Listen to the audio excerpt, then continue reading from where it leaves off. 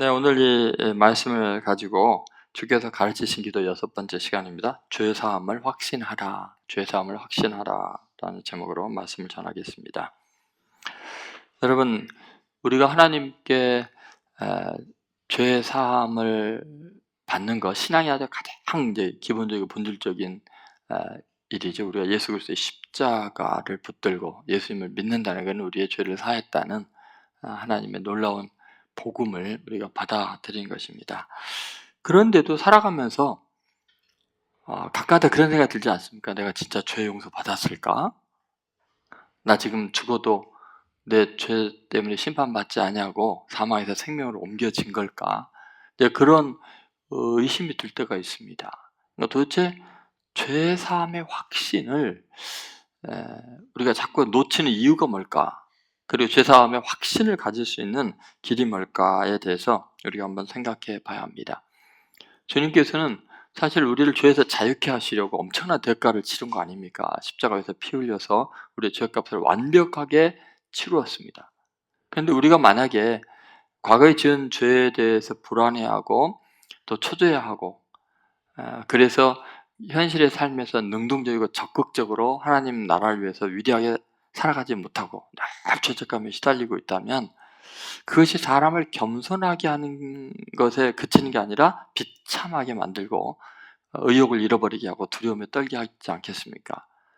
근데 죄 사함을 확신하면 나는 죄 용서받은 하나님의 사람이라는 감격과 기쁨 때문에 삶의 질이 완전히 달라집니다. 그러면서도 겸손할 수 있겠죠. 그리고 우리가 이 죄사함의 확신 속에서 살아가는 것을 주님은 가장 기뻐하시고 그렇게 하기를 원하십니다. 여러분, 도대체 어떻게 내가 죄사함 받았다는 걸 확신할 수 있을까? 죄사함 받은 사람의 특징은 어떤 것일까? 오늘 이 본문 말씀을 통해서 우리가 몇 가지 생각해 보려고 합니다. 첫 번째는 생활 속에서 죄를 싫어하는가? 그러니까 내가 죄사함 받았을 때 굉장히 중요한 특징 중에 하나가 뭐냐면 죄에 대해서 기피 현상이 일어납니다. 그러니까 죄사함 받기 전에 내가 예수님을 만나기 전에는 죄가 즐거웠거든요. 인생에 낙은 죄밖에 없다고 생각을 했던 사람들이 왠지 죄가 옛날에 즐거웠던 것들이 피곤하게 느껴지고 더럽게 느껴지고 피하고 싶은 것이 느껴지는 거. 이게 우리가 죄사함 받고 건강한 신앙생활을 하고 있다는 증거입니다. 자, 우리가 용서를 지금 빌고 있고 또 용서를 선포하고 있는 거, 이거 특징이 뭐냐면요, 결국은 죄에 대한 평가가 달라졌다는 거예요. 그러니까 죄가 싫으니까, 죄가 내 인생을 복되게 하고 즐겁게 하는 게 아니라 결국 고통을 준다는 걸 아니까 죄를 사해달라고 하는 거냐, 그렇게 기도하는 거 아니겠습니까? 다시 한번 4절 말씀을 보세요. 4절 말씀 앞부분에 보면 이렇게 나오죠. 같이 읽겠습니다. 우리가 우리에게 죄 지은 모든 사람을 용서하오니 우리의 죄도 사하여 주시옵고 우리를 시험에 들게 하지 마시옵소서 하라. 여기서 이제 우리에게 죄 지은 모든 사람을 용서하오니 이렇게 나오죠. 용서하오니. 또 우리의 죄도 사하여 주시옵고. 자, 우리가 모든 사람, 우리에게 죄 지은 모든 사람을 용서하오니, 자, 사람에 대해서 용서하고 우리의 죄도 사하여 주시옵소서. 여기서 이 용서하다, 사하다라는 것은 이제 한글로는 다르게 되어 있지만 헬라 원에는 같은 단어가 쓰였습니다. 그 단어가 아피에미라는 단어예요. 아피에미. 한번 따라서 아피에미. 근데 아피에미가 뭘까? 이게 이제 아포라는 몸으로부터 이런 전치사야. 아포. 그다음 피엠이라는 말은 내보내다, 이거 버리다, 용서하다 이런 뜻이 있어요.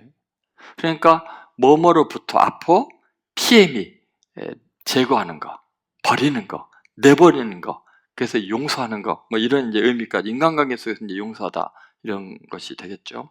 그러면 우리가 지금 기도하는 게 보면 가만히 보면 우리에게 죄 지은 모든 사람을 이제 그 죄를 다 내보내 줍니다.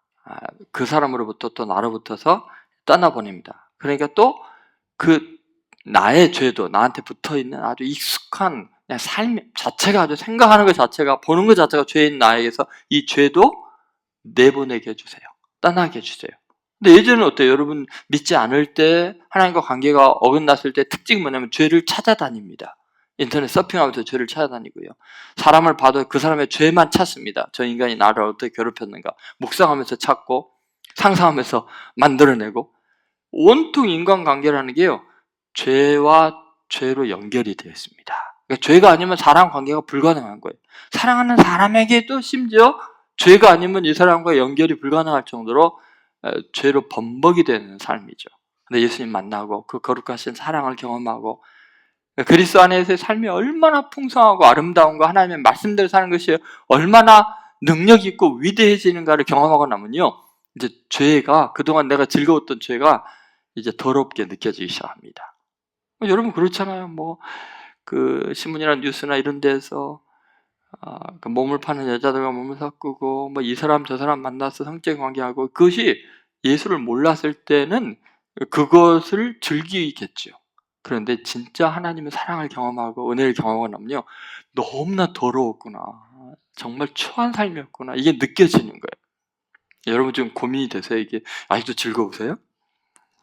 여러분 정말 하나님을 만난 사람들의 특징은 그런 것입니다. 죄를 느끼는 그 감도가 달라집니다. 옛날엔 즐겼던 것들이 이제 추하게 느껴지는 거죠. 그래서 죄에 대해서 나 스스로도 멀리하고 싶은 거예요. 아피에미. 그냥 나로부터 떼내고 싶은 거예요. 그리고 그와 나의 관계 속에서도 죄의 요소로만 연결되어 있던 관계가 이제 이게 빼지기를 원하는 거예요. 그래서 거룩한 사명의 관계로, 사랑의 관계로 그렇게 바뀌는 거죠. 여러분 다른 사람을 보거나 다른 물건을 보거나 다른 어떤 현상들을 볼 때 그것이 죄를 통해서 매개체가 돼서 연결이 되는 거 아직 내가 회개하지 않아서 그래요. 내가 진짜 죄 용서를 위해서 구하지 않아서 그런 거예요. 아직도 나는 죄를 포기하지 않고 있는 거죠. 그러니까 포기하지 않고 있는데 하나님이 용서하고 싶어도 용서할 수가 있어요? 죄를 즐기는데 죄가 아니면은 삶이 이루어지지 않는 사람인데 어떻게 죄를 용서하겠어요? 용서하고 싶어도 안 되는 거예요. 그래서 여러분 우리가 정말 하나님 앞에서 회개를 한다는 게 뭔가? 그것은 죄에 대한 평가가 달라지는 분명한 다른 것이 있어야 됩니다. 여러분 우리가 그래서 죄의 용서를 기도하고 그랬을 때는 이제 죄가 점점 우리 사이에 끼어들 자리가 없어지게 된다. 네, 그것이 중요합니다.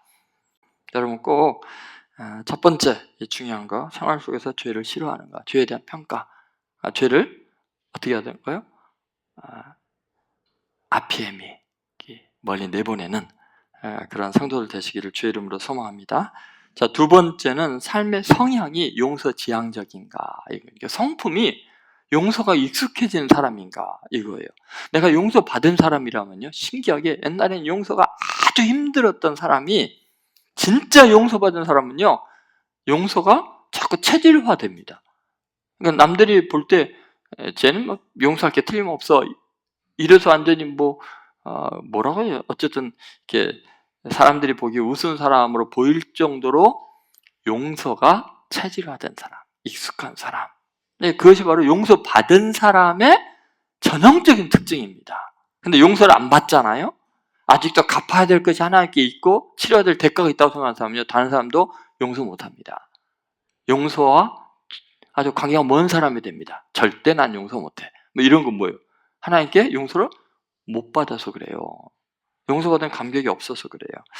그래서 여러분 우리가 이 땅에 살아가면서 점점 변화되고 하나님 닮아간다는 건 뭐냐면 하나님처럼 우리도 용서가 자연스러운 사람. 딱 보면 저 사람은 참 남에게 좀 호의적이고 잘 참고 이해해주는 사람이야. 그런 단계까지 가야 돼. 근데 이게 힘든 게 이 세상은 배신의 연속이잖아요.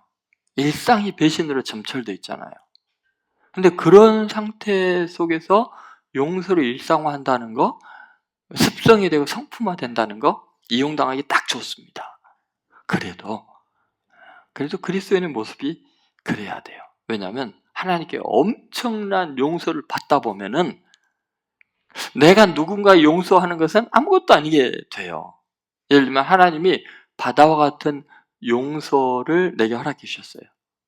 그 안에서 어마어마한 용서의 혜택 가운데 사는 사람이 누구 한 사람 나한테 잘못한 거 용서하는 것은 물방울 하나 떨어뜨리는 거나 마찬가지예요. 그러면서 와, 내가 이렇게 용서했어. 내가 이렇게 결단하고 힘들게 용서했어. 말이 안 돼요. 이미 바다와 같은 용서를 받아놓고 물방울 하나 떨어뜨리고 막 이걸 떨어뜨릴까 말까, 이거 줄까 말까 이게 고민하는 것은 말도 안 돼요. 여러분, 우리는 진짜 하나님께 엄청난 용서를 받은 사람들이에요. 여러분 믿습니까? 네. 그래서 다시 한번 보세요. 우리는 온통 용서의 바닷속에 살고 있다는 것을 4절이 이야기하고 있죠. 자, 11장 4절 다시 한번 읽어보세요. 우리가 우리에게 죄 지은 모든 사람을 용서하오니 우리의 죄도 사하여 주시옵고요. 너나 나나 피해를 당한 사람을 가해지 않아. 다 뭐가 필요해요? 용서, 사함을 받는 거. 이게 우리의 삶의 온통 그 일이에요. 왜냐하면 인간들은 죄로 가득해 있어요. 다들 병들어 있고 상처투성이에요.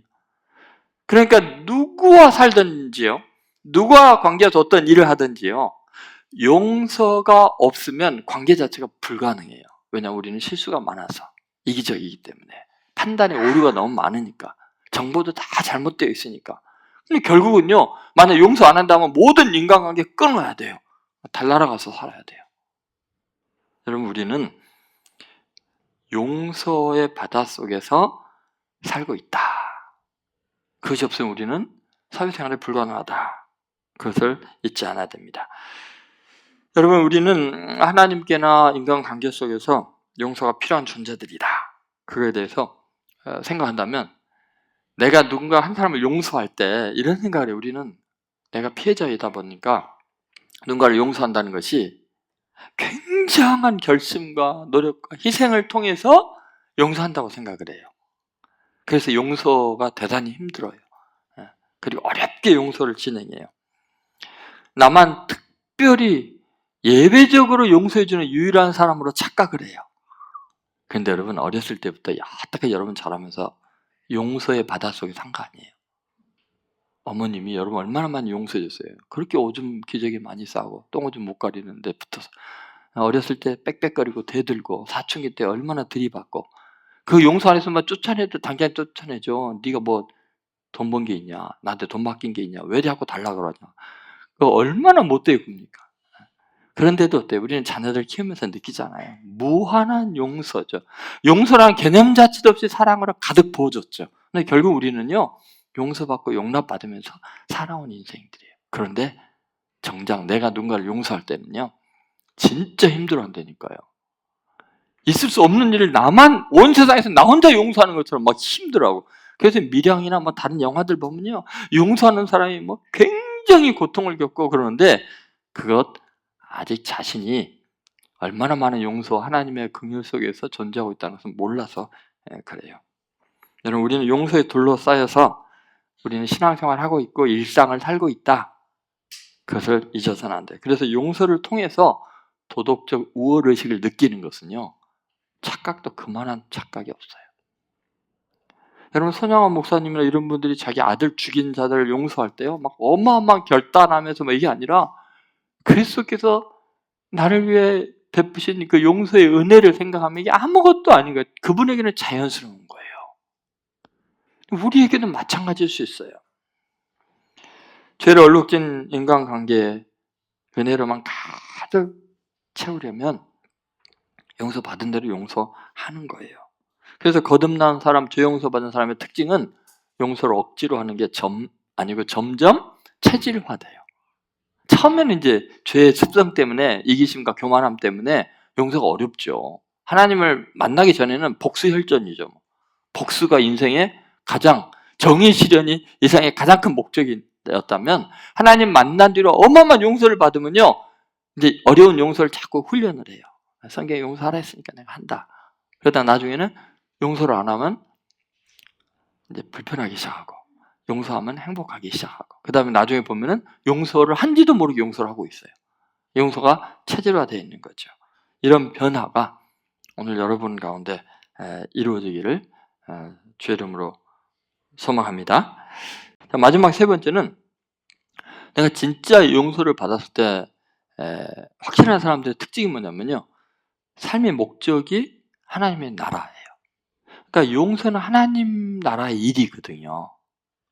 여러분, 삶의 목적이 용서가 됩니다. 그래서 기도의 제목이 뭐예요? 우리가 우리에게 죄 지은 자를 사하여 준 것까지. 이거 전제가 돼 있어요. 이건 내가 인생을 이렇게 살아갑니다. 나한테 죄 지은 사람들 다 용서합니다. 그냥 하나님 내 죄도 용서해 주세요. 이건 뭐냐면 삶의 목적이 용서하기 위해서 존재하는 거예요. 여러분, 용서받은 사람은요, 용서가 얼마나 위대한 일이고 그것이 삶을 자유롭게 하고 또 주위의 환경을 바꾸는가를 경험한 사람이에요. 용서하라는 명령, 가만히 생각해보면요, 누가 용서를 할 수 있겠어요? 하나님만이 용서할 수 있거든요. 그러니까 용서는 누구의 일이에요? 하나님의 일이에요. 인간이요, 내가 피해자라고 해서 가해자를 내가 용서하는 게 아니라 피해자이면 재판장이 용서를 선언해야 돼요.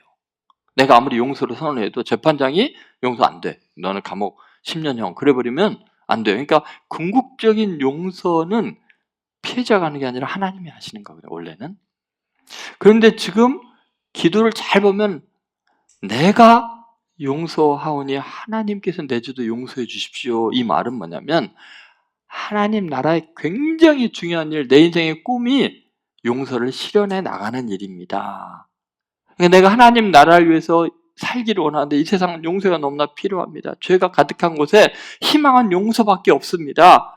이제 내 인생의 목적은 이 용서를 선언하며 살겠사오니 하나님도 내가 이렇게 사는 걸 보시면서 내 죄도 용서해 주신 줄로 믿습니다. 이게 기도예요. 그럼 여러분, 이게 얼마나 중요한가 다시 한번 보세요. 마가복음 2장 7절에 이런 말이 있습니다. 같이 읽겠습니다. 이 사람이 어찌 이렇게 말하는가? 신성모독이로다. 오직 하나님 한 분 외에는 누가 능히 죄를 사하겠는가? 여러분, 분명히 그 바리새인들이나 모든 유대인들이 알고 있는 게 뭐냐면 죄의 용서는 하나님밖에 할 수 없어요. 그런데 예수님이 죄를 사한다고 하니까 신성모독이라 그런 거예요. 그런데 우리는 기도할 때 뭐라고 기도해요? 우리가 우리에게 죄 지은 모든 사람을 용서하오니. 이게 신성모독 아니에요? 하나님이 용서하는 거지 네가 용서하는 거냐? 피해자라고 용서할 수 있는 거 아니다. 그런데 그렇게 한다는 건 뭐예요? 내가 이제 하나님 일을 하겠습니다. 하나님 나라가 이 땅에 임하는 것은 죄를 없애는 일이기 때문에, 예수님이 이 땅에 오신 목적이 죄를 없애는 일이기 때문에 그 일에 동참하는 의미에서 나도 나에게 죄진 모든 사람을 용서하오니 나는 이제는 하나님 나라를 위해 살겠사오니 하나님은 내 죄는 알아서 해결해 주시고 용서해 주십시오, 이런 거죠. 여러분, 우리가 하나님께 가장 가까이 갈 때 나타난 현상이 뭐냐? 그게 바로 자비를 주고받는 과정에서 내가 어느새 하나님 닮아가고 있네, 하나님 나라에 속해 있네, 이거를 알게 됩니다. 그래서 주님이 이렇게 기도하라고 한 거죠. 우리가 가해자를 용서해야만 하는 구체적인 일들, 그거 굉장히 힘듭니다, 사실은. 그러니까 예를 들어서 뭐 제가 이렇게 설교한다고 해서 바로 즉시 쉽게 용서가 가능한 건 아니겠죠. 누가 나를 해코지하고 못되게 말했을 때 그때는 욱하기도 하고 뒤돌아서 하기도 하고 그러겠죠. 근데 여러분, 하나님 나라를 위해서 살다 보면 신기한 일이 일어납니다. 그게 뭐냐면 나에게 구체적으로 악을 행한 이 사람에 대해서 내가 보복하는 일은 개인적인 일로 끝나요. 그런데 정말 놀라운 게 나에게 해를 끼친 사람에 대해서 내가 용서를 자연스럽게 해주잖아요. 그럼 그거는 내 개인과 그 사람의 일이 아니라 하나님의 일이 돼버립니다. 정말 놀라운 일이에요. 그래서 주님이 이렇게 기도하라고 하신 거예요. 너가 억울한 일 당하고 그것이 너 일로 끝나지 말고 너의 억울한 일이 가치 있게 변화돼서 하나님 나라를 그 사람에게 이루고 사회 속에 이루는 위대한 하나님의 나라를 위한 삶을 살아라, 그렇게 이야기하는 거죠. 그래서 저는 이 말씀을 깊이 묵상하면 묵상할수록 끝없이 하나님의 놀라운 비밀들이 나오는 것 같아요. 우리가 우리에게 죄 지은 모든 사람을 용서하오니, 이게 뭐겠어요, 여러분? 인간이 할 수 없는 걸 한다는 거예요. 이건 뭐냐? 하나님의 일을 한다는 거예요. 그러니까 여러분, 너무너무 억울하고 분할 때 그것이 여러분의 분함으로 상처로 끝나지 않고 여러분의 아픔이 하나님의 나라의 진척이 되게 하고 하나님의 나라를 이 땅 가운데 이루는 하나님의 능력의 통로가 되게 하라고 하나님께서 여러분 억울한 일 많이 생기게 하시는 거예요. 여러분 가정에서 식구들끼리 상처를 받고 그랬을 때 가정에 어떻게 하나님 나라가 임하냐? 절대적으로 용서를 하면요. 너와 나의 문제가 안 된 내가 그 가정에 하나님 나라가 임해요. 지금 대한민국 용서 못하죠. 피해를 봤다고 생각도 하고 또 피해를 안 봐도 나랑 다르다는 이유로 굉장히 증오를 하잖아요. 그래갖고는 하나님 나라 임하지 않아요. 근데 정말 용서할 수 없는 사람을 용서할 때 하나님의 나라가 느껴져요. 임하고 역사하는 놀라운 일이 일어나요. 여러분 이게 얼마나 중요한가. 우리는 하나님 믿으라고 하지만 보이지 않는 하나님 믿을 수가 없죠.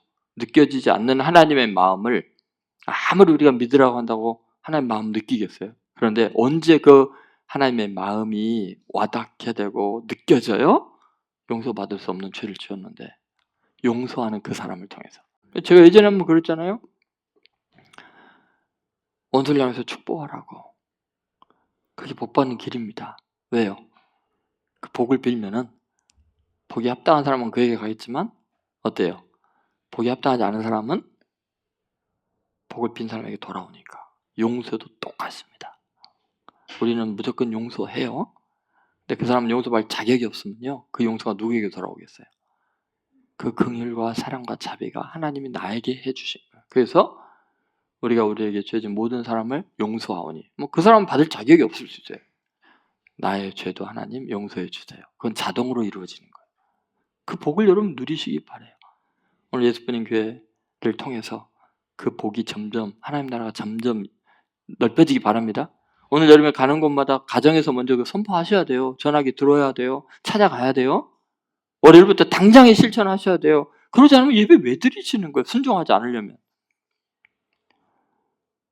지금 이 나라에 얼마나 많은 증오심이 있습니까? 이거 어떻게 해결할래요 이제? 이번 주는 여러분 이 나라 민족을 위해서 정말 처절하게 기도하면서 용서를 선포해야 돼요. 서로 용서하는 사회가 되게 해달라고 기도해야 돼요. 그럼 하나님 나라가 대한민국에 임하면요. 전 세계가 보고 있거든요. 정말 위대한 나라다. 그렇게 죽일 듯이 서로 주장하고 그러더니 헌법재판에서 딱 판결 나니까 서로 용서하고 부둥켜 안고 이제 새로운 나라를 우리가 다시 출발하자 한다면 전 세계가 지금 증오와 갈등이 가득한 세상 속에 하나님 나라의 모습을 느끼게 하나님 마음을 느끼게 하는 거일 거 아니에요. 우리 민족이 그렇게 되기를 기도해야 돼요. 그래야 복음을 전하는 나라가 될 테니까 하나님께 더 복을 받을 테니까. 그러려면 그리스도인이 그 일을 먼저 안 하면 불가능하겠죠. 오늘 꼭 이 말씀을 여러분의 삶의 체질을 바꾸는 능력의 말씀으로 역사하기를 주의 이름으로 축원드립니다.